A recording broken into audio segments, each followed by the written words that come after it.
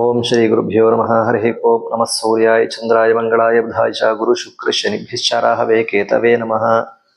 ಎಲ್ಲರಿಗೂ ನಮಸ್ಕಾರ. ನಮಗೆ ಜಾತಕದಲ್ಲಿ ಸೂರ್ಯ ಮತ್ತು ಶನಿಯ ಸಂಯೋಗ ಕಾಂಬಿನೇಷನ್ ಯಾವ ರೀತಿ ಇರುತ್ತೆ ಅಂತೇಳಿ ನೋಡ್ತಾ ಹೋಗೋಣ. ನಮಗೆ ಸೂರ್ಯ ಮತ್ತು ಶನಿ ಅಂತಂದ್ರೆ, ಸೂರ್ಯ ಅಂದ್ರೆ ಮಗ, ಶನಿ ಅಂದ್ರೆ ತಂದೆ ಅಂತ ಹೇಳ್ತೇವೆ.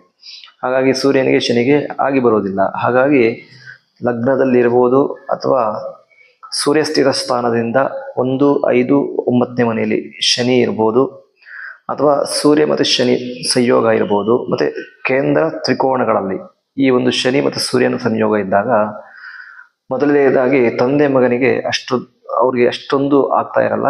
ಸೊ ಇದ್ರೂ ಕೂಡ ಅವರು ತುಂಬಾ ಬಾಂಡಿಂಗ್ ಅಂತ ಇರೋದಿಲ್ಲ.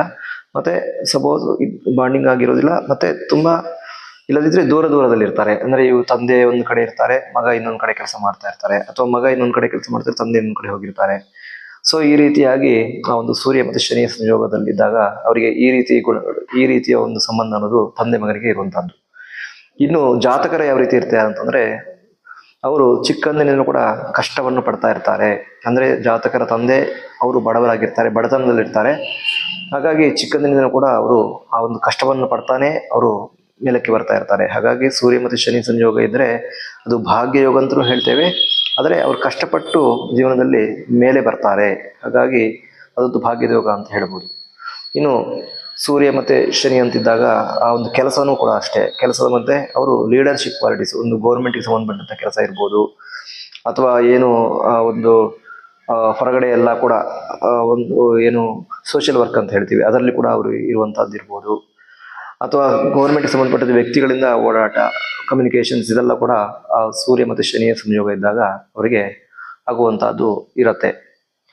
ಇನ್ನು ವಿಶೇಷವಾಗಿ ಆ ಸೂರ್ಯ ಮತ್ತು ಶನಿಯ ಸಂಯೋಗ ಇದ್ದಾಗ ನಾವು ವಿಶೇಷವಾಗಿ ಆ ಒಂದು ಗೌರ್ಮೆಂಟ್ಗೆ ಸಂಬಂಧಪಟ್ಟಂತ ಕೆಲಸಗಳು ನಿಧಾನ ಆಗ್ತಾ ಇರತ್ತೆ.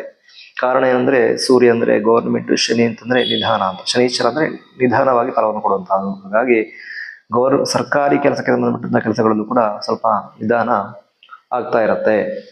ಹಾಗಾಗಿ ಸೂರ್ಯ ಮತ್ತು ಶನಿಯ ಸಂಯೋಗ ಇದ್ದವರು ವಿಶೇಷವಾಗಿ ಅವರು ಒಂದು ಕಷ್ಟಪಡ್ತಾನೆ ಅವರು ಮೇಲೆ ಬರ್ತಾರೆ. ಆದರೆ ಕಷ್ಟಪಟ್ಟುವುದರಿಂದ ಅವರಿಗೆ ಒಳ್ಳೆ ಉತ್ತಮವಾದ ಫಲ ಕೂಡ ಅವರಿಗೆ ಜೀವನದಲ್ಲಿ ಸಿಗತ್ತೆ. ಆದ್ದರಿಂದ ಆ ಒಂದು ಸೂರ್ಯ ಮತ್ತು ಶನಿ ಕಾಂಬಿನೇಷನ್ ಇವರು ಪ್ರತಿ ಸೋಮವಾರ ಕೂಡ ಈಶ್ವರ ದೇವಸ್ಥಾನಕ್ಕೆ ಬಂದಾಗ ಅವರಿಗೆ ಉತ್ತಮವಾದಂಥ ಫಲ ಸಿಗತ್ತೆ ಅಂತ ಹೇಳ್ತಾ, ಈ ವಿಡಿಯೋ ಇಷ್ಟ ಆದರೆ ಶೇರ್ ಮಾಡಿ, ನಮ್ಮ ಚಾನಲ್ನ ಸಬ್ಸ್ಕ್ರೈಬ್ ಮಾಡಿ ಅಂತ ಹೇಳ್ತಾ ಶ್ರೀಕೃಷ್ಣ ಅರ್ಪಣಮಸ್ತು.